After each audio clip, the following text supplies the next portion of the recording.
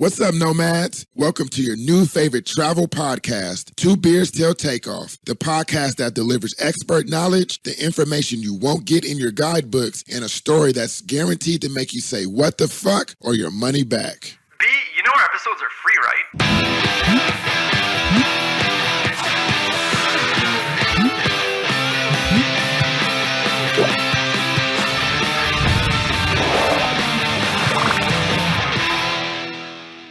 Hello and welcome to Happy Hour. My guest today is an editor, musician, stand-up comedian, and all-around great guy. In this episode, you can expect to learn about Ireland, how to celebrate St. Patrick's Day in Ireland, like a local, and we finish the episode with the top 5 best stand-up comedians. Welcome to the show, Irish Dave. Woo, woo, woo. Sorry, that was terrible. Slanja, buddy. Slanja. Cheers. Slanja. Is that how you say it? Slanja. Okay. I thought I remembered how to say it properly. As long as it's not slanty. Yeah, no, definitely not. Yeah, I'm good, man. I'm just getting ready for this big trip to Peru. It's intense, dude. When do you go? I'm going the September 23rd is when I'm going. And we're starting off with the jungle. You have to get shots and stuff like that for that? Or? Yeah, I got shots. I got like malaria pills, altitude sickness pills. It's not going, like a weekend to Prague or something like that. That'd be nice at this point, I think. You know what I mean? It sounds a little bit more intense, all right. How long are you going for? I'm going for like almost 3 weeks. And yeah, I guess. How long is that going to take to get there? Because I suppose if you're going, Sid's going, okay. So there will be some debauchery then, from what I understand. Yeah, it takes, I think, about like 8 hours from Canada. That's not crazy. Okay, that's not crazy. Like, but still, you'd want a few weeks if you're going for that long. You wouldn't. Yeah, like you say, you're not going to go, I'll just pop over to Peru for a weekend and see the sights. No, it's a bit too far. But yeah, it's what's fucked about it, man, is you have to, if when you're doing stuff like mountain stuff and outdoorsy stuff when you're traveling, it's not like just going to a city. I guess I've not done that as much on the international front. When you're doing outdoor stuff, you have to prepare for all the fucking temperatures, right? Rain pants, because it's so many different climates. The jungle is going to be plus 35. The mountains are going to be fucking, 0. So it's like, dude, you got to prepare for, like, I got to bring so much damn clothes. Like, it's crazy. But yeah, what's going on with you? That's not much. I'm just, busy editing as it were. I mean, I literally just finished doing something for you today. So yeah, I guess I didn't say that in the intro. It's Irish Dave, the producer, editor of Two Beers Till Takeoff. That's why you guys, this is why the production value's gone up. The sound's great. The video is awesome on YouTube, is because of Irish Dave. Yeah, well, I mean, I just waiting for some comments like, what are you talking about? What quality? So yeah. But let's hope people are nice, people are generous. But no, not too much. Like, it's went to Krakow a few weeks ago. Nice. Meant to be going to Barcelona later in the year. That's the only thing. I don't live in Ireland. I live in Scotland. So, oh shit, I'm flying back for Scottish Dave. An Irish wedding. Yeah, well, I don't think I would pass for Scottish by any means. Maybe to like a tourist, they'd be like, you all sound the same. But other than that, I wouldn't pass for one. But we're heading back for a big Irish wedding in October. So a little small travels. Like they're not nothing's going to be 8 hours, but little bits and pieces around Europe. That's the fun part about Europe, though, right? You can just travel an hour, 2 hours, and then you're in a completely different area. That's it. Like that's one of the things. Like I imagine, say, if you're in America, because they say Americans are less likely to travel outside of America, and you can kind of understand that because, like, it's fucking far. The journey times are so much. Yeah, and like the cultural differences between living in, I don't know, Texas versus New York versus somewhere in the Midwest, like they're pretty big differences. So you get a little bit of that, but yeah, with Europe, I can feel like a foreigner on after being on a flight for like 40 minutes and be in a place where I don't understand what people are saying, don't understand. I suppose the money's not as big a deal now with the euro, but you know, everything like that, you can get that by not going that far, which is nice. But I mean, even like Poland, right? Different currency. Yeah, that's the thing. I didn't know that. I went on like a backpacking thing when I was like 24. I went with my cousin. My cousin was going to go on his own, and I was like, "You'll die, so I'm going to come with you." And I mean, there's if you met him, you'd be like, "I see what you mean." But I went with him, and we were like, "Oh, well, at least it's just Europe, so at least it's euro everywhere, so it's fine." And it's like our first place we went to was Poland. And we're like, "Oh, they don't have that. Okay, right, we need to figure this out real quick." We're like, "Okay, well, at least it was probably only Poland." And then, of course, because we were in our 20s, we didn't bother checking anything else. And then the next place we went to was the Czech Republic, and we're like the same thing. Like we get to the airport, like, oh fuck, they have their own money too. Damn. So yeah, not a great start. But then after that, it was smooth sailing. So nice. So Dave, I got to know, how did you get into editing? How did this all begin? Well, I think I play music. So what happened was when I was like 13, 14, in around there, someone had to be responsible for recording stuff if we wanted anything recorded, even if it was just like crappy recordings. So I took on that responsibility, and I had to learn how to use the little digital thing that we had back in like, what would it have been, like the noughties, I guess you say, the 2000s, like 2005, 2006, and this weird digital thing, and I figured it out and setting up mics, and that's kind of how it all started. And then I went on to do it in college and university, and then I got into radio, just covering people, because people needed some student to come in and take their shifts for very little money, and I was like, yeah, I'll do that. I took time off my other job, holidays, to go and do their job, which is, now I think of it, it's like, God, you're pathetic. But it worked out. It's what you love to do, though. Yeah, to a degree. But yeah, no, it is. But you got to do those things when you're starting out and you're a young fella trying to break into something new. And so I knew some other people working in radio, and they were like, hey, could you cover me to do this? Could you cover me when I'm here? And blah, blah, blah. And slowly that turned into someone was leaving a position, and I was like, here's my CV. And so that's when I got my first job in radio. And then it all just kind of cascaded from there. People would just email you about stuff they needed you to do that had nothing to do with radio. And then it didn't dawn on me for like a good year that I'm allowed to charge them for that. So I started doing that. And then I got on, all the freelancing websites and whatnot. And it just snowballed to the point now I'm completely just freelancing and working for myself, which is not as glamorous as it seems. I'll tell you that much. But it is nice not having a boss as such. Except for you, you're my boss. You can give out to me and things like that. I'm not your boss, buddy. We're partners on this. Partners, okay, I'll take that. Yeah. I'll remember that. Yeah. If I ever fucking make royally, I'll be like, partner. How do you put out Sorry, fires? partner. Yeah. Mm-hmm. So Dave, so I guess when you're on radio, were you like the behind the scenes person, or were you like actually on the air? Well, so I was behind the scenes. It was all production, so it was like mostly commercial production, which is making ads and stuff like that, which is always funny because like my dad, he'd be driving around. He works, he was a mechanic, and like he'd be out on the road a lot. And occasionally he'd just be telling me, he's like, oh, I was listening to the radio. There was this ad and it was doing my head in. I'm like, I made that. Just some really annoying. That was your son, dude. yeah, exactly. But then what happened was, slowly but surely, you'd need like a line, like, like someone saying, huh?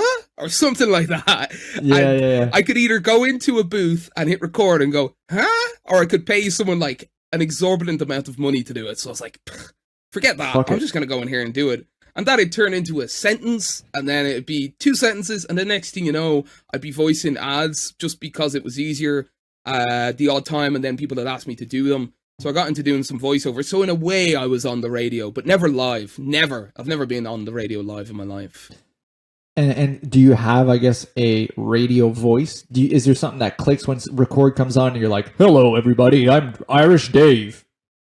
Oh, I have a very like neutral accent I do for a lot of voiceover. Well, it's neutral to me. You could still tell I'm Irish, but you wouldn't be like, I have to, there's certain words. So for instance, Irish people don't really pronounce TH sounds. So my partner makes fun of me, my girlfriend makes fun of me all the time for this. Like, she's so, like, for instance, I don't know if you call them this, but you know what a thumbtack is? Yeah. Yeah, so I don't call it that. I call it a thumbtack. A thumbtack. Yeah, it's like you. See, you're doing it right away. It's because French people don't pronounce TH well either. Right. Like, I've learned to say it, but like, for example, if I think of my dad, he'd be like, "The other day." So, like, for instance, if I was to get you to say, I wish I could type it so I don't have to say it, but it's basically, I've taught myself to say it when I'm recording, but say what they get Irish people to say a lot because I think it's funny is 33 and a third, because I would say 33 and a third. I'd say 33 and a third, but I can say 33 and a third. Well, there you go. So that's a big one for like, so I have to really, but you know what, in Irish radio it's not as big a problem, but for international stuff I have to be real careful. And it's one of those things of, you don't even know about it till you start going to other English speaking countries, and then they're like, ha ha ha, and I'm like, you're Scottish, you guys, like, it's not like you have guys your speak quirks perfect too. English either. Yeah, so they're well, to me they're worse. To me they're worse. To them I'm probably worse than them, but anyway, still they speak a lot. You gotta be careful, buddy. You live there, man. You can't say that. You can say anything. 80% of our listeners are actually from Scotland. It's crazy. It's just Scotland. No, I'm kidding. I was like, don't know if I believe you. No, but no, Dave. Listen, you do editing. You're a very artistic guy. So like, I'm fascinated with like stand-up comedy, which we'll be talking about our top 5 best stand-up comedy at the end of the episode. How did you get into that? I guess, right. Actually, I wanted to do it maybe from the time I was like 18, 19, in around then. I was like, I really want to try this out. That's why I didn't do it until I was like 25 or 26. But the reason for that is it's daunting, man. It's not just it's daunting, but I played music, so I kind of had a creative outlet there. And then when you kind of hit your kind of 23, 24, people start kind of just like, oh, I'm so sick of playing in a band and playing gigs for like 5 people on the weekend, and just yeah. And then you have people actually start having relationships and things like that, and it's like, that's complicated. Yeah, I don't know if I want to do this as much. So it became a thing of like, well, I always wanted to try this, and also I'm not expecting other people. I don't need other people for this. I can just go try it, and I'd always wanted to do it. So I signed up for an open mic in Dublin, in the Halfpenny Inn. It's like the place everyone goes to do their first stand-up set. So, we have to keep that in. That was the beer, man. I'll cut that part out.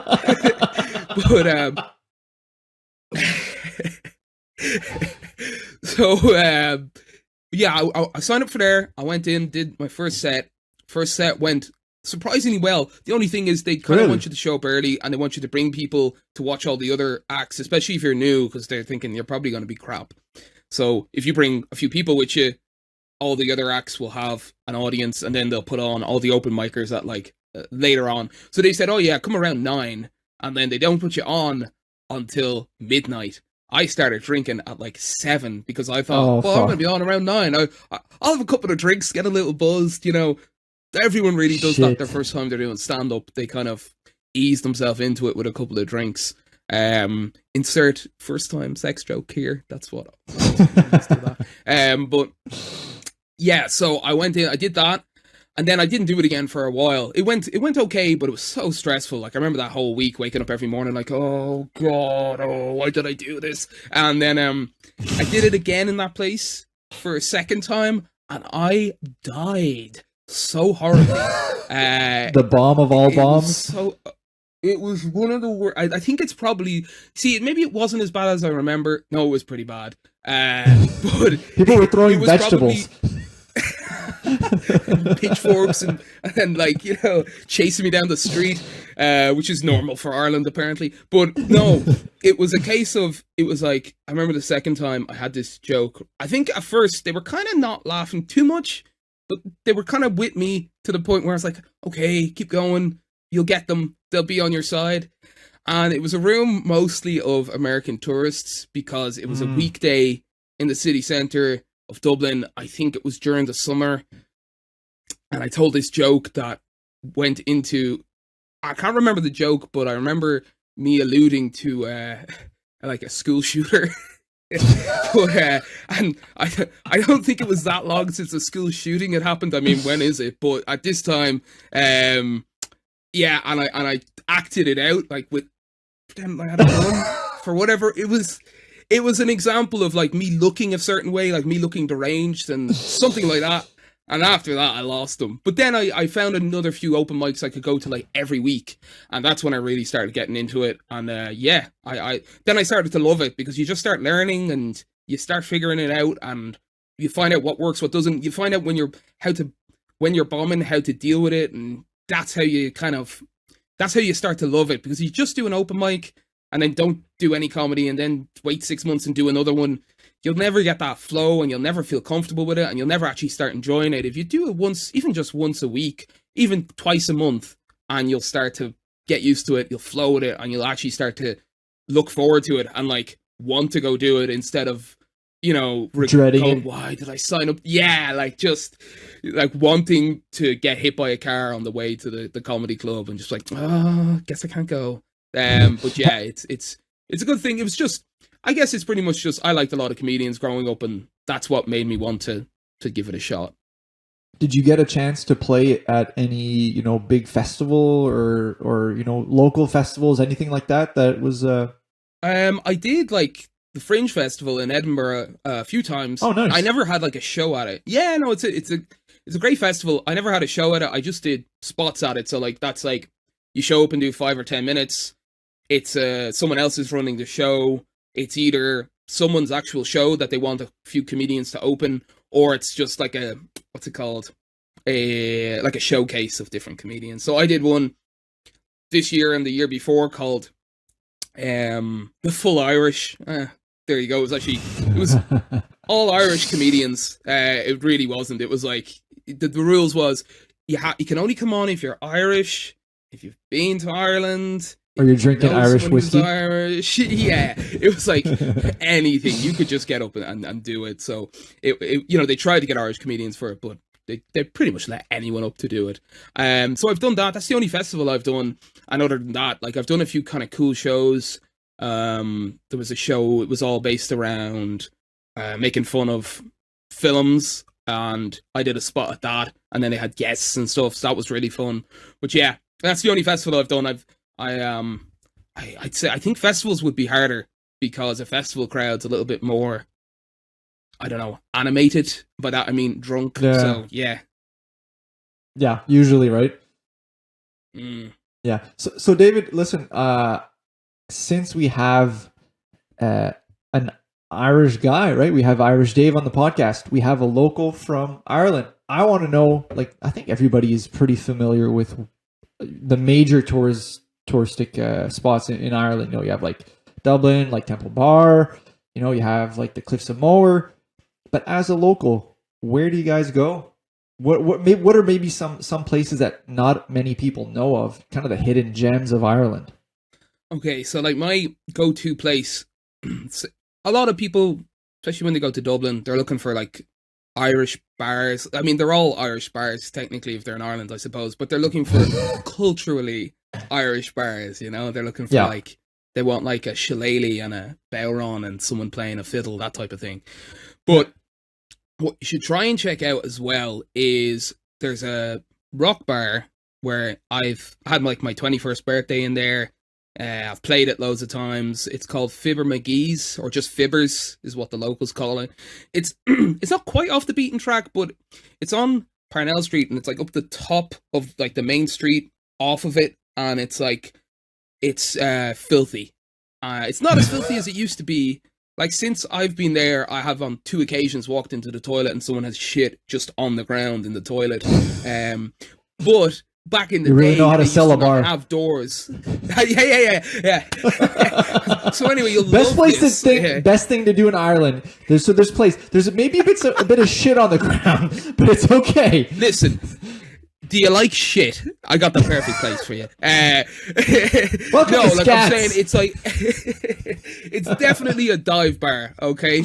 But it's just really cool. It's like it's a rock bar, but everyone goes there, so it's like there's rockers and then where the there's locals like would go. metalheads, and you've got like loads, and like you've got lots of like foreign nationals there, lots of like LGBTQ people in there, and it's just like everyone kind of mixes in there, so it's like a real nice vibe, and it's really relaxed.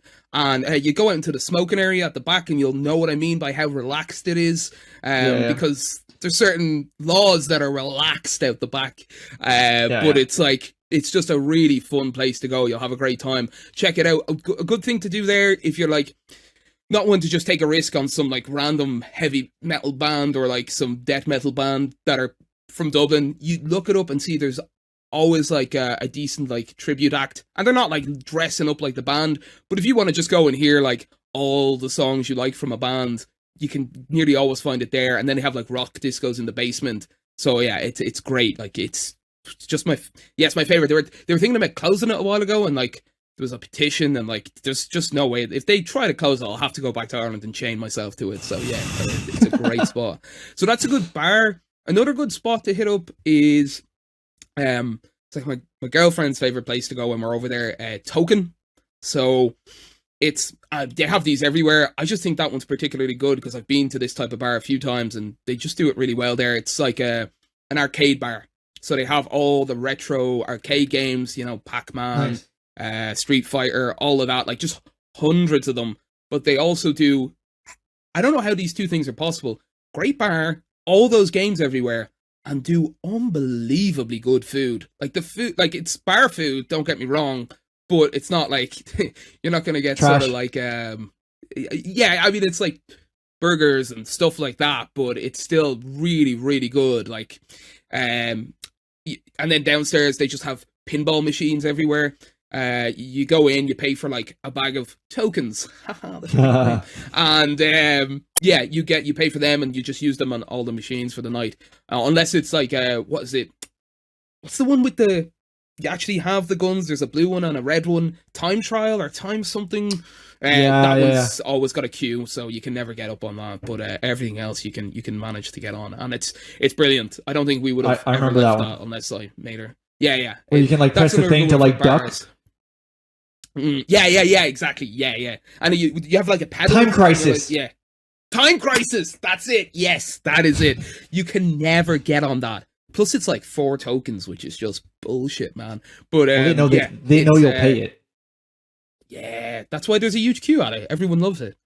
But that's a good one. I highly recommend those 2 places to go to just for a fun night out.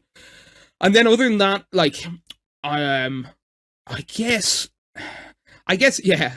I was going to say try and get off the beaten track a little bit, but depending where you are, that might not be safe. Certainly, one of the things I'll always tell people, and everyone will tell you this, is if like you're flying into Dublin, make an effort to get outside of Dublin, because some people go to Ireland and they just stay in Dublin. And don't get me, I love Dublin. It's where I grew up. But Galway's great for a night out. It's a city, but it's tiny. It's right on the bay. Like you'll literally be walking down a street, turn the corner, and you're like, oh, I can't walk any further down this corner because the sea is there, and it's just literally flat with the road. It's really cool. Great to go there for a night out. And same for Cork and Belfast, and you can get to those in a few hours from anywhere, like on a bus or a train. So I would say try and get out, and then also see a bit of nature. There's Glendalough, which is in Wicklow, which is just below Dublin, and it's where a lot of, I believe, Vikings was shot, you know, the TV show. Yeah, and even Braveheart, I think a lot of that was shot there. It just looks amazing. You should try and get out there. That's always a good place to like go for a hike or whatever, if your liver is suitably pickled. Yeah, you mentioned Belfast, and I guess we should transition to St. Patrick's Day, because that's where I actually flew to Ireland, and it was my first spot in Europe. Back in 2012 on my first backpacking trip, and I was like, fuck it, I want to do St. Patrick's Day in Ireland, and realized that I hadn't booked long in advance enough to participate in St. Patrick's Day in Dublin. So we then had to go to, we thought that, you know, next best city has to be Belfast. That was probably not a good idea. Because we didn't know that, you know, it's part of the UK, and there's the opposition that doesn't really like Irish, you know, the Irish colours. It's a little bit sad. But what happened then? Wait, so did you go out in Belfast? Like, I don't know, what were you dressed like? So I had a Guinness shirt, which was white and green, and had Guinness tattoos of shamrocks on my neck and on my face. And it was me, my buddy from Canada, and a bunch of French guys. And then we've had people come up to us and be like, what the fuck are you doing? Do you want to get killed? Yeah. Yeah, so we found a bar that, like, there was, you know, people celebrating, but it was definitely sketchy. But they do have a parade, so there, you know, it does happen there. I just have heard that Dublin's a lot better than in Belfast. Like, I remember one time, we were walking back or after the big party, you know, we've been drinking all day. We're walking to our hostel, and there's a guy who stops us, and he's like, dude, where are you going? Like, what are you doing? And he's like, whatever you do, like, don't go down this road. We're like, okay, we're going to the left, so like it's cool. Like we're not going that way. But he's like that's not a good idea to go down that way. But a little bit further, while we're walking, we get to this empty parking lot, and there's a guy on like an electric scooter, and the guy's on the ground. Like, his electric scooter's there, he's on the ground, and we're like, oh shit, like, this guy's like in distress or whatever. So anyways, we run over to him, we like try to wake him up, he doesn't wake up, we like throw him on his scooter. Guy wakes up, he just like looks surprised, sees us, and then just doesn't say a word and just drives away. It was so random. Safe. But the guy was just like pickled, like he smelled like booze, and was just rocking on his electric scooter. But that's the thing.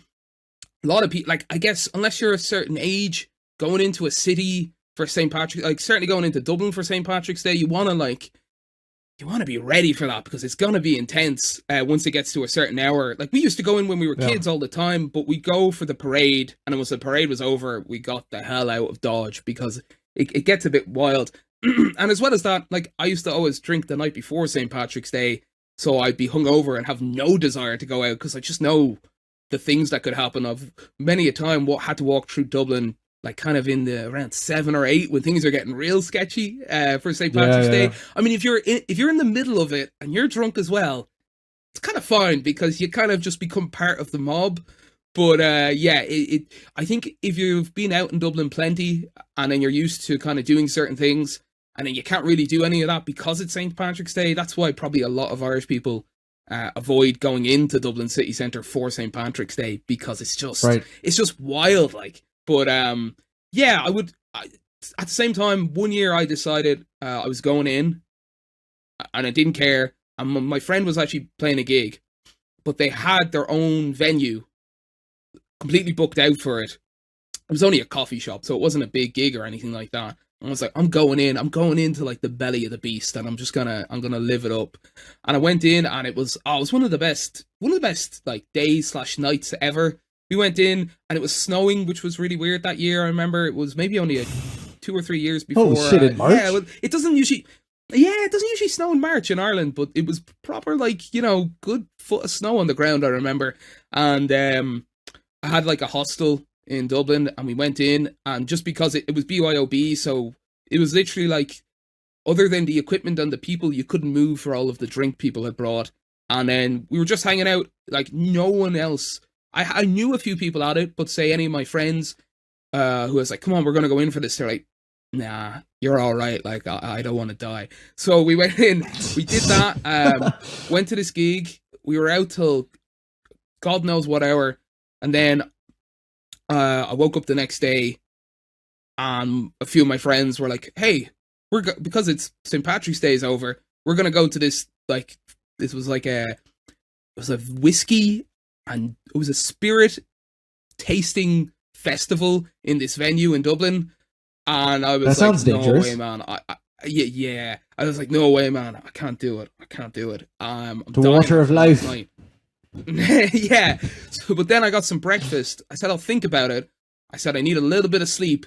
So I went to the cinema and went to a movie that I had no interest in seeing, slept for a couple hours, met up with them at like 2:00 in the day, and then we were out again till like 1 or 2 that morning. And it was like, if you double that up into St. Patrick's Day, it was a lot of fun. But yeah, St. Patrick's Day in Dublin can be a bit intense. I would certainly say, especially if you're a tourist, go for it because you're going to be in your element. But yeah, if it's, I suppose it's like anywhere. You go, if you're from that place and that thing's happening every year, you probably get a little bit like of it. But if you're a tourist and you're there for a few days, by all means, get stuck in. Hammer That's what I down. say. Yeah. Yeah. Hey, so I guess the question, or I should have maybe framed it in, instead of how to celebrate St. Patrick's like a local, it should have been how to celebrate St. Patrick's like a tourist, right? That's why, because I was like a local. You mean just like stay at home? But like a lot of the time, people will have parties and stuff in their house or whatever for St. Patrick's Day, or like, Okay. oh, you're coming over to mine for St. Patrick's Day, and you'll all go to one place. But yeah, or they might go in. People, like I said, people might go in for the parade, and then once it hits a certain time, they're like, come on, we'll all go back to such and such's for the night, and that's more how people do it. Or they'll go to their local. That's another thing you could try, I suppose. Try and go out a little bit outside of Dublin and find like a nice local pub that you can go to for St. Patrick's Day, because it will be full of locals and they'll be really friendly, especially after they've had a few, and you'll enjoy that more than you would being in like a packed city where it could probably take you like an hour to get up to the bar in certain places, especially right in the middle, and it's just chaotic. That is fun, but that's fun when you're like 20. When you're like in your 30s, it's like, can't do this. Past anymore, that, you're I'm just too you're done. tired.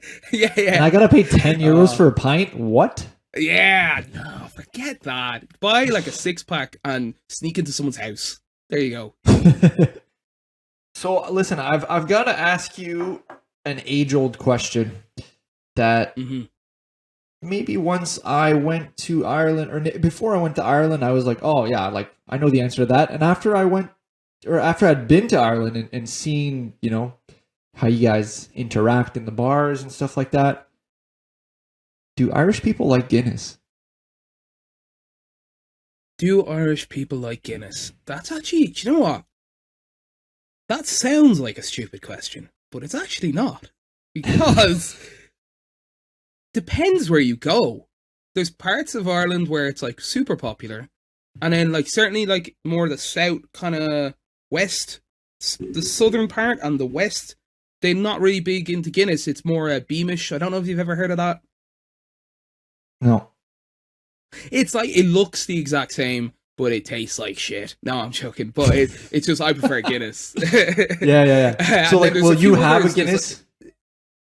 Oh, I love Guinness. Yeah, I'll drink Guinness. Like, I won't have it all night because it's very heavy. Sometimes I will, but I end up regretting it because it just makes you feel like, yeah, the next day. I won't get into details, but you know you've had it. That's all I'll say. But I do know I love it, but it is very heavy, especially if you're planning like a big night out where you're going to be out till like 2-3 in the morning. You're not just going out for a couple. Then it's maybe not a Guinness night. But if you're going to the pub and you want to have a few drinks, and be social, and then get home by like midnight, and you're not thinking of going for a crazy one, Guinness is a really good one to have because it is quite filling, and I love it. And actually, my girlfriend loves it now, but she used to hate it when we met, so I kind of just brought that on her slowly but surely, and now she actually really likes it. Especially, do you like the stew, the Irish stew with a bit of Guinness? See, it tastes good. Yeah. See, you like it? Yeah, no, it is. It's very homely. But no, people do. But that's actually a really good question because, there's lots of people who's like, Guinness, what are you, from Dublin? Like that type of thing. It's like, you know. Well, I just thought of it because I was like, every Irish person, I didn't know if you liked it or not, but every other Irish person that I knew were always like, oh, Guinness, that's shit. Like, ugh. I was like, what? What was these age groups you were hanging around with, though, that were saying this? 40 plus. Ah, fuck. Okay. Yeah. There goes my theory. Because honestly, like my sister, who's only like I think she 23, 24, and her boyfriend, who's around the same age, used to hate it, and would like make it known that they hated it. But then, only in the last couple of years, they started really liking it. And I'm like, see, it is good. It is a bit of an acquired taste. Unless you're into like kind of sour, bitter kind of flavors.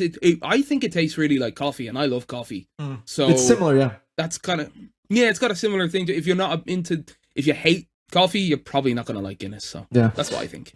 Yeah, it's definitely a unique drink. And I do think that, listen, I don't want to be a conspiracy theorist. I don't want to get the tin hat out. But I do think that Ireland keeps the best Guinness for themselves because it doesn't taste the same over here. Yeah, well, they always say it doesn't travel well. So the further it goes, the shitter it's going to taste. Yeah. Also, if it's not from draft, like, do you guys, if you were getting it, if you're not going to get a Guinness tonight, would you mean I'm going to get a draft?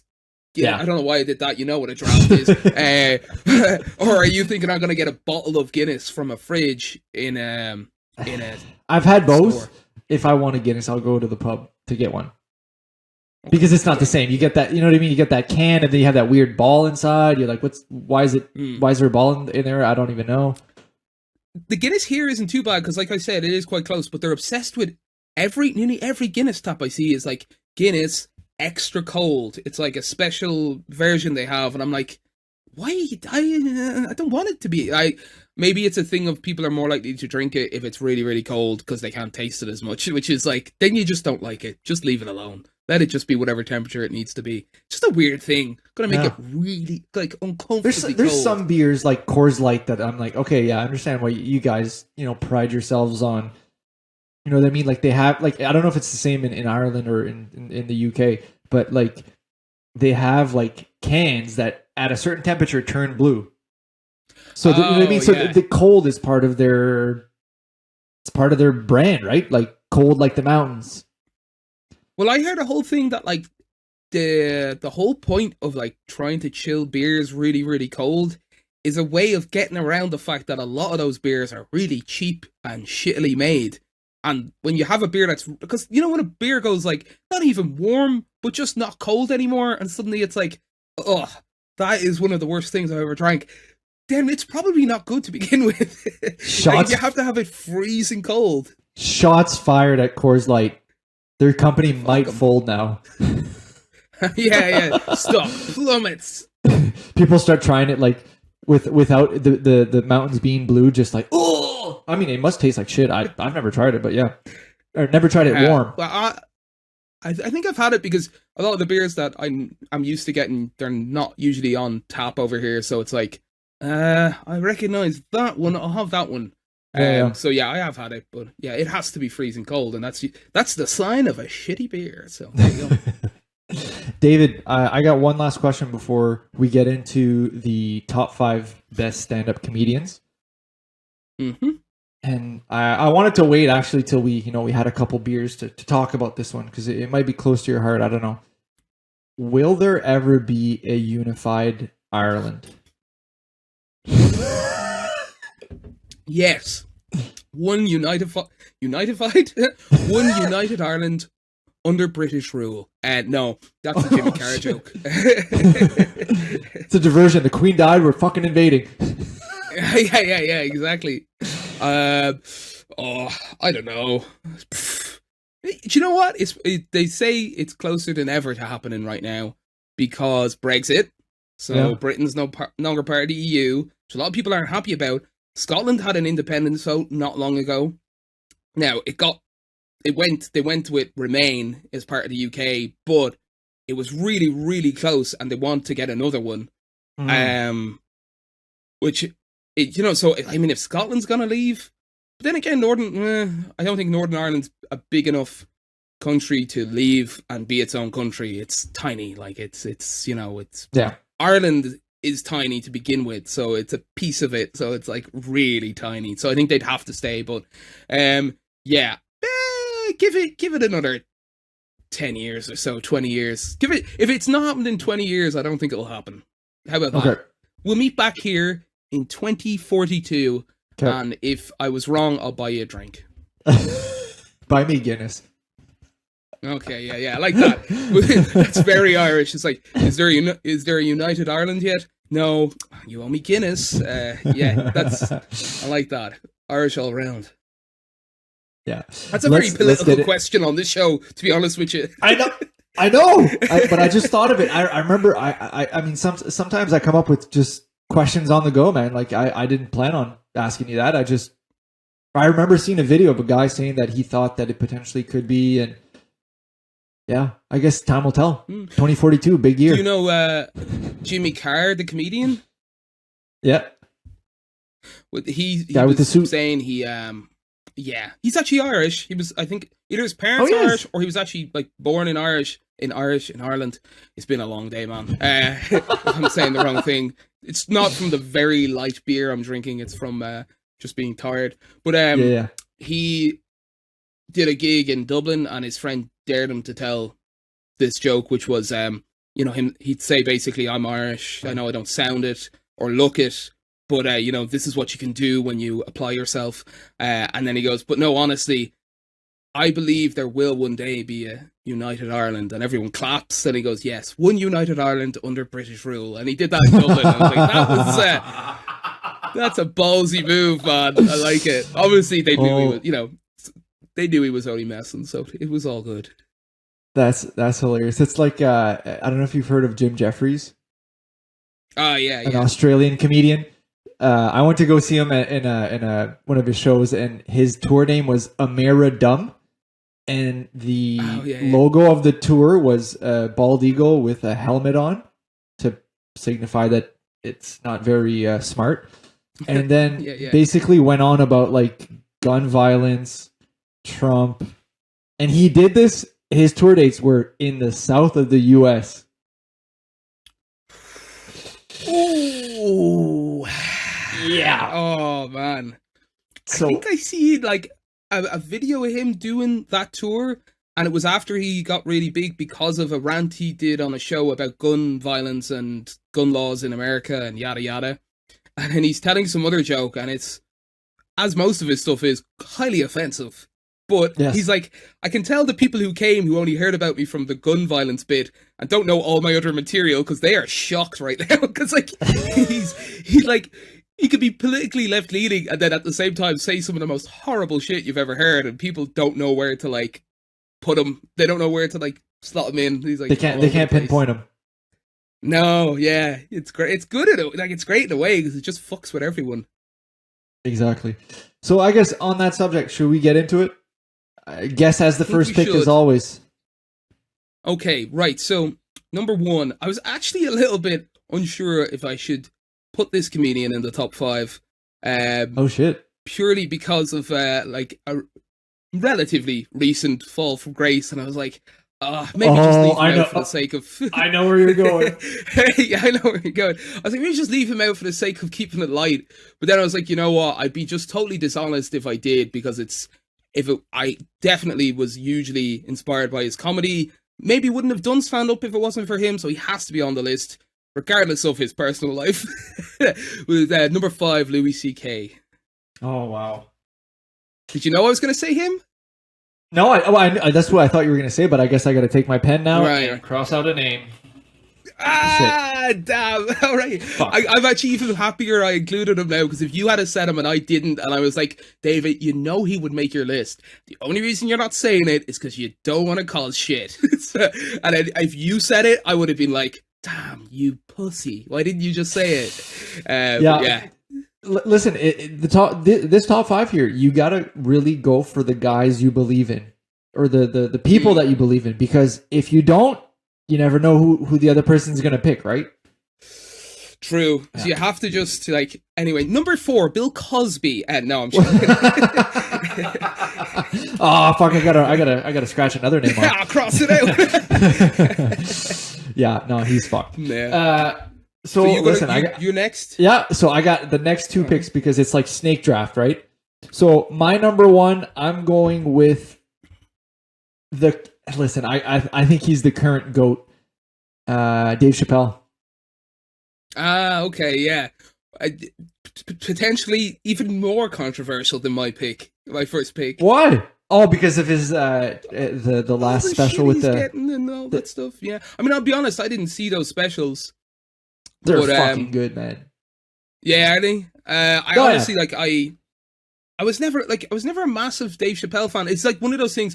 Love music, so you would assume I always loved the Beatles and knew all their shit because they're like they like started music apparently. Yeah, But yeah. like until I was like 20, in my like early 20s, mid 20s, I didn't really listen to them. It was sort of a thing of, look, I know they're really good and iconic. I'll get to them at some point. And that's what I'm kind of like with Dave Chappelle, where I'm like, I've got enough comedians I already like a lot before I go down that wormhole. And if I chose now to do it, I think it would look even worse. It's like, he's been saying some You just stuff gotta that I save can really face at get this on point. board with. Yeah. No, man. But, like All my right. favorite bit he does is he talks about being c'est quoi le mot? I'm blanking. Frenching the fuck out. So he's on a bus and he gets held. He's like, yeah, I'm on a bus in San Francisco, and then there's a guy who sticks up the bus, and he's like, I don't want you to think that it's like dangerous or anything. Sorry, I don't want to say that it's. Don't want to ruin the bit here, but he's like, it's not like the guy had a gun. Too late. But it was a homeless guy jerking off, and he was just pacing the aisle. Okay, yeah. Anyways, that's one of the best bits that I have. All right, so I'm going Dave Chappelle, and then Okay. I'm going I think in my opinion he's the GOAT right now, and I think the overall GOAT is George Carlin. Yeah, I did consider him for a while, but you know what it is? I haven't, like, he's great, obviously. Everyone knows that. But he's also, like, I don't know. Dead. Yeah, there is that.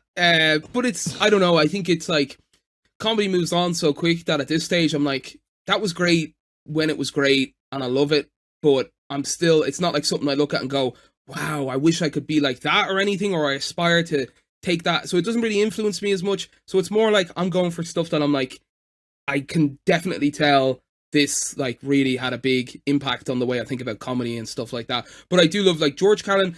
I always think of like I should have like separate top fives for like loads of different categories, and he'd be in my top five of like oldie time comedians, which sounds terrible, but you know Listen, what I mean? Like from the I disagree. 70s. I disagree. I think a lot of his stuff is still relevant to today. Like he's done a lot of stuff like on politics, on religion, and that stuff still still stands today. 7 words you can't say on TV, like the. Yeah, no, definitely. But I think like a lot of his messages and stuff definitely do, and that's why like people still love him and stuff. But I don't necessarily think all of his comedy holds up as much anymore. It's still great. It's just in comparison to the ones I like, I just know the ones that like had a much stronger influence on me comedically, but not necessarily the stuff that like his insight is like on another level. So yeah, his rants are unreal. Yeah, they're epic. So who's your number 2? Number 2, another bald redhead, Bill Burr. Ah, fuck. Yes, I knew it. Those were the 2. I was like, there's 2 on my list. There's a good chance you might have them. Were they the 2? That's their 2 so far. Fuck. No, listen, I'm quite happy Bill with is man. Like I was like, I don't know if he's gonna go classic and take George Carlin, and I was like, Bill Burr was literally, he was him for second. Fuck, Bill Burr. Yeah, I mean, it's like, actually, speaking of Irish stories, he played Ireland, I think it was 2012, and I saw him, and it was a mid-sized venue, so it was like a 1,200 seater. It wasn't huge, but it wasn't like a little small club or anything. And he did this rant near the end when he was talking about giving out free CDs of his stand-up, and someone shouted something at him, and he just went off. It's like it's on YouTube. You should check it out. It's just put Bill Burr, and it's like miserable Irish people. He's just ranting on stage. It's like, you miserable fucks! I'm trying to give you something free, and you fucking. And it's all in jest, but it's so funny. It's. Were you at that show? Yeah, I was at it. It was like, I was very, very glad I went. I got like a shitty seat right at the back in the little like aisle they have up the top, standing like with my arms over a railing, but it was worth standing for. It was so good. Man, I've seen him too in so he was doing like a Canada tour, and it was his first show in Moncton, New Brunswick. Fucking bombed, dude. Yeah? He fucking bombed. What? Really? Yeah. It wasn't what like... year was it? Oh man, this would have been 2014? Something like that? Wow. I'm really surprised. Yeah, man, like, I was like, no, that's why I was like, what? I was like, no, I must have misheard that. He couldn't have bombed. He was like a 5. Like, I wanted him to be a 12 out of 10, you know? And he was kind of like a 5, but it was his first show on, like, he had been, ended a tour, and then this was his first show back from a break. So I mean, he was still trying jokes out, like, you know what I mean? So I think he was doing a lot smaller places in Canada, theaters, that stuff, that type of thing. So I think maybe that's why he didn't, A lot of comedians do that to try out new stuff. Still go. We were part of the finished product. So who was it? We did Bill Burr. Patrice O'Neill. Oh. Do you know Patrice O'Neill? Are you serious? Oh yeah. Is he in yours? No, I know Patrice O'Neill. Jesus That's Christ, brilliant. I was like, I could see him having Lucy Kay. Bill Burr. I was pretty sure he'd have that on his list. Then Patrice. I didn't like, have maybe Patrice. not, 'cause he's been dead for quite a while. But I'd say that the three comedians that three of the comedians that we've mentioned would say that Patrice is one of the best comedians of all time, or if not their favorite comedian. That is actually very true. I was thinking, oh man, my list is getting very like sort of New York centric. I know Bill's from Boston, but he kind of cut his teeth in New York. So, yeah. But there's nothing wrong with that. I mean, New York is kind of the capital of comedy, really, in the world. So, just his special Elephant in the Room it's just so good, so funny. We were actually, me and my girlfriend were watching. It's like a murder mystery thing, and it was about was it Natalie Holloway? And she went missing, and there's this whole story about it. And I'm sitting there going, how do I know that name, Natalie Holloway? And it's because in Patrice's bit, he's doing this bit about how, like, how white you are. You can base it off of how long the cops will look for you if you go missing. And then he starts talking about Natalie Holloway going missing. And he's just like, they were like so upset when she went missing. They were like, they wrote songs, Natalie Holloway. So I was like, how do I know that name? And I was like, oh my God, that's Natalie Holloway that she's talking about in this murder thing. And I was like, gotta check this. Look, I was like, I told my girlfriend, when this is over, remind me to show you something. And I showed her that bit. Like, so you know what? I love Patrice O'Neill's jokes, but I prefer when Amy Schumer tells them. And that's why number 4.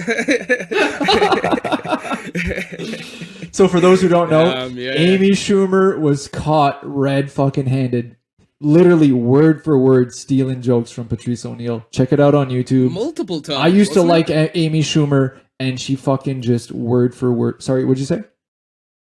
Multiple times, wasn't it? It was. Yes. Yeah. So it wasn't just like a one-off occurrence that you can kind of go, these things happen. It was like many, many times. Yeah. Yeah. And I mean, like, listen, I really liked Amy Schumer from, like her roast days, those were like, man, they were fucking epic jokes. They probably were somebody else's jokes, but I mean, they were great. And yeah.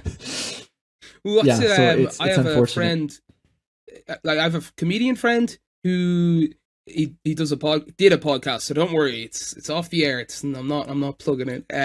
But he did this thing. It was called Joke Insurance, and he had comedians on, and they'd watch 2 comedians' bits, and one that was like earlier than the other, and they'd try and decide between them if they think it was stolen or it was just like that was the crux of it. And yeah, she featured heavily on the show is my point. But she has some bad cases of, let's just call it stealing. Yeah. So listen, my third pick here, I'm going with. I'm looking at my list here. I got a list because you got to prepare for these things. But I'm like, which do any of the picks that I have left, because you did steal at least one of these, have the chance to be stolen from David on his next pick? I highly doubt it. Okay, then. All right. So I talked about him earlier. I'm going Jim Jeffries. He's Okay, an yeah, Australian Jim's good, comedian. Man. Jim, man, the guy doesn't give a fuck. Like, that's what I love the most about him. The guy literally will be in the United States, like I was saying earlier, in the South, saying how stupid people are with guns. He's like, talking about like how Australians had one huge, like there was a massive shooting, and then the government banned all guns, and then they've never had another shooting since then. And people, anyways, he's literally had a guy in England while he was performing come up on stage and punch him in the head. That was an Irish guy as well. It was an Irish guy. Was that your cousin? Probably. We're all related, so probably. But yeah, I see that. That was some funny shit, man.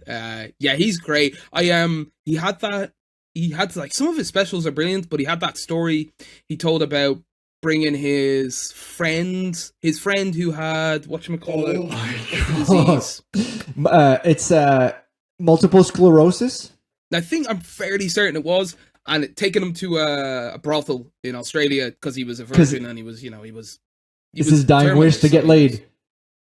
Yeah, and that is it's like the most heartfelt but funny bits ever, because it's very hard to do that. A lot of comedians do, like, either they're gonna be just like break your heart and like it's like, but it's meant to be funny, where's the funny, or just funny. But if someone can weave those two well, that's really hard to do, and he did that beautifully in that bit. So this isn't even my pick, and I'm waxing lyrical. Go fucking find that clip. Jim Jeffries, and I think it's called like brings friend to prostitute or something like that. Anyways, amazing bit. Amazing bit. Yeah, so good. Number 4 for me is a guy who is on the same wavelength, I think, is Jim Jeffries, of just not giving a fuck. I think where he differs from Jim Jeffries is that no one is off limits. Like, literally no one is off limits. He's relentless at every single race, sex, gender. Doesn't matter. You are on the hit list, and this guy is going to make some funny about it. It's Andrew Schulz. Oh, Andrew Schulz. Yeah, he's good, man. He's like relatively new. He is, yeah. I know he's been doing comedy years, but he's like hitting, like he's peaking, certainly in terms of popularity recently. Yeah, I've seen a lot of his stuff. He is good. Yeah, he doesn't give a fuck, man. He does not give a fuck. He's gonna say some fucked up shit and then laugh in your face about it. Like, yeah. Anyways, he's love great him. with crowd work as well, and just riffing, and like he's so good at it. It's I'm not good at crowd work. I nearly never do crowd work. It's just not my thing. And I envy people that are that good at crowd work, because he's amazing. He's just so quick. He's just practice. Yeah. It's obviously, he probably has a natural talent for it as well, but it's just practice it, and he's just so good. He's just a chirpy guy. Like, it's anyways. So good. Yeah. Right. So this is one I was fairly certain you wouldn't have, but it's an Irish comedian. It's Dylan Moran. Have you ever heard of him? Nope, but I'm writing him down right now. Okay, he is he's like really good. I actually had a conversation with another comedian after a show about him fairly recently, like maybe a month ago, and we were talking about how when we were younger and we were starting comedy, like we tried to emulate him a little bit in the sense of he's really good at saying things that sound really random, like, and crazy and wild, but he's obviously he's thought it out really well, and there's a reason he's saying each part of it. But to a young, impressionable, wannabe comic, you just think, oh, that's all you have to do. Just say random funny shit. So then if you do that and get on stage, you just make an asshole out of yourself. But he's like the master of doing that really well. And just some of the stuff he says is just so apt and brilliant. And even there's one or two things that stick in my head that aren't like super, super funny, but just the way he describes things or explains things. Like he was talking about kids nowadays staying inside And this isn't even the joke. This just makes me laugh for some reason more than the actual joke itself. Talking about kids staying inside, playing on their devices and not going out and stuff like that. And he goes, when I was younger, my parents would put me out the door and I wasn't allowed to come home until there were bats. And I don't know why I find that a funny way to until there were bats. I don't know. Every time I think of that, it's just like, it really makes me laugh and I don't know why. But he's just brilliant at that and he's amazing and you should check him out. He's very, very good. I'll send you. Yeah, I wrote down his name. I'm excited to check this guy out now. So my number one, I wasn't thinking this in any particular order, but I wanted to drop in one comedian who's not necessarily like, he's certainly not a GOAT, not yet anyway, but he's like, again, kind of like Andrew Schultz in the sense of he's a newish guy. He's been doing it for, again, many years, but he's starting to kind of pop off in the last maybe 2-3 years. And I just really like him, and I think he's just going to keep getting better. So I'm saying this now so I can look like I'm ahead of the curve later. But what's his name? Mark Normand. Did you ever hear of Mark? Normand? Yeah. Oh, I thought you were scribbling him out on your list. I was like, God damn it. No. No, he wasn't on my list, but he's really good. He's really good. I just like he's like really good with analogies and stuff, and he's more of a joke guy. And I like that as well. I like stories, but I like people who can sprinkle in jokes too. He's more on the joke side, but I just think he's really good. And then even his interviews and stuff, he has a really funny interview on like a morning TV show where he's just making the host laugh, but also making her so uncomfortable because she's like she's like wanting them to stop talking because he's just like saying things, and you can tell he's not doing it on purpose. He's that clueless about what is socially acceptable to say and what isn't. And he's just going off. And because he's like a bit awkward, right? He like talks about that, right? Yeah, he's very socially awkward, and he's like, I'm never sure if what I'm about to say is just fine and it's funny, or it's like totally inappropriate. And I'm like, yeah, I can tell. But he's brilliant. I love him. I've seen him once. I actually went to see. Do you know Bert Kreischer? Yeah. So I went to see Bert Kreischer in Dublin just because I knew Mark Normand was opening, and then Mark Normand did 15 minutes of material I'd already heard. But it was still worth it to go and see him. But yeah, that's how much I like him. I was willing to pay for a ticket, expensive ticket, to see him do 15 minutes of material I'd already seen. So that'll show you. And like I said, hopefully one day he is a GOAT, so we'll see. Yeah, and I mean, probably another 15 minutes or 20 minutes was another bit that you probably already heard from Bert Kreischer, The Machine. That is true, yeah. Does he always finish his concert with that? Or is it his shows? He did when I saw him last, and that couldn't have been that long. Well, it was before COVID, but no one was touring then. But I am hoping he stops it because it's like, dude, just drop it. Like, it's hilarious. It's a great bit. It's a great story. But it's a weird thing to me for a comedian to get up on a stage to tell a story that everyone's already heard dozens of times. It's like, isn't that the whole point? Like, when you go see a comedian, they're going to do new material. Anyway, yeah. And he's great. I actually was... Obviously, I stayed for him. I didn't, like, just go later.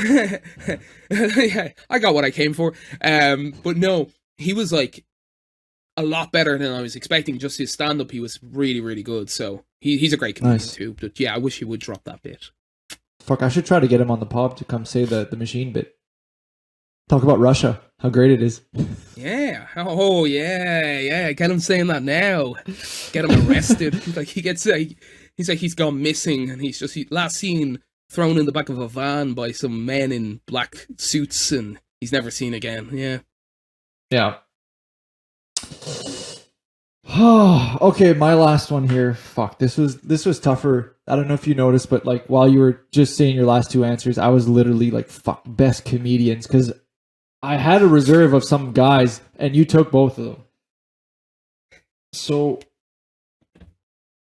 I think I gotta go Ricky Gervais. Oh yeah, all right. Yeah. Do you see? I love The Office. Yeah. But his stand-up, not that much. I think his like, stand-up is savage. Yeah, no, I seen him once in, I think it was 2007, or around there, 2008. I think it was the Science Tour. And, yeah, I don't know.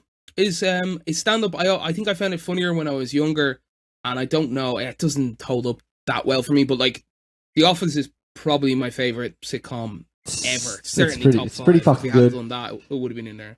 It's amazing. It's Yeah. really, really good. But I think him and Steve Merchant work really well together. But I'm not so sure about either of them on their own. They kind of An Idiot things Abroad, something's like that was good too. okay. Yeah. Yo, that's amazing.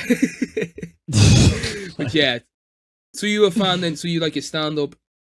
What Yeah, about I'm a fan of his. some of his movies? Man, are not great. You have to No. give me that. No, You not like a his big fan of movies his too? Movies. No. Oh, you're not a big fan. Okay, all right, okay. No, So I was- Star- listen, I don't know. Listen, I was wrestling between him and Chris Rock, but I think I got to go Ricky Gervais. I would have gone Chris Rock there, definitely. For stand-up comedians, I would have gone Chris Rock. I think he would have gone Chris Rock, to be honest with you. No, And Chris Rock probably would have gone Chris Rock, if I'm honest. So yeah, like like I remember downloading his show Bigger and Blacker. I don't know, it was maybe in grade 7, grade something like that. It was on LimeWire. That's how long ago it was, and that stuff was like brilliant. Like, you know what I mean? Dropping how to stop gun crimes, dropping the price of bullets. Like, it was so funny. oh yeah, you make him like yeah. $5,000. Like, Man, they put like $50,000 worth of bullets in his ass. yeah. You'd really have to hate the guy to spend that much money. Yeah. Yeah. But no, That's, listen, I the reason I didn't pick him is because he hasn't done anything relevant recently. So I feel like he was a stand-up comedian, but now he's more guy who gets slapped on stage. So I went with Gervais, and I stand by it.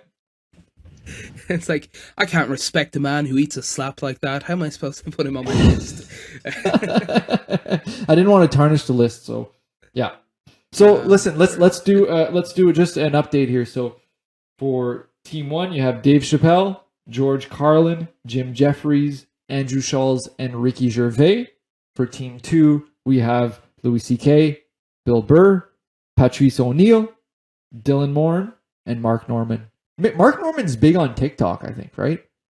I don't know, because I'm not on TikTok, but his shorts do pretty well as well on YouTube, and he has a few like like his special has like 3, 4, 5 million views now at this point on YouTube, and he's got some very viral videos, so I think he does pretty well. So does Andrew Schulz though. So yeah, he actually bought his special back from Netflix and then released it himself. Yeah, that was a good move, man. But I mean, it's risky, but I guess he knows it's good. So yeah. But anyways, David, listen, thanks a lot for coming on, buddy. This was awesome. This was fun. I feel like we do a lot of, we're on the phone, we're texting all the time, but we never really take the time to have a beer and chat a bit. So this was awesome. Yeah, exactly. Listen, it was great. David, there's maybe some people listening right now that are like, fuck, my podcast quality sucks, dude. I need someone to come and help me out. Where can those people find you? Well, you can get me on strutsoundproduction@gmail.com if you want to just get me on email. I have a Facebook that'll be live in a few days, actually. But yeah, get me on the Gmail. That's probably the easiest way to just get me if you want to get in touch. I'm on Upwork. I'm on Fiverr. You can search my name. You can find me there. It's David Strutt. Very unusual surname, especially for an Irishman, but Strutt. You'll find me. LinkedIn as well. You can get me there. So nice. It's good. Listen, man, this was awesome. I'm sure we'll have you on back again another point, and we'll do another great top 5. I think this was really fun. Yeah, sweet. Yeah, it was good. It was a good one. All right, buddy. We'll talk to you soon. I'll talk to you later. All right. Thank you for listening to Two Beers Till Takeoff. Do you want free additional content or just to stay connected with the show? Then give us a follow on our social media platform. That means TikTok, Instagram, Facebook, all of them. Are you in need of podcast production services, video editing, or anything in between? Then look no further than Strut Sound Productions, the official producer of the Two Beers Till Takeoff podcast. Music produced by Alex Gagne. Check out his work in our show notes. Voiceover done by Viking Leo K. See you next week on Two Beers Till Takeoff.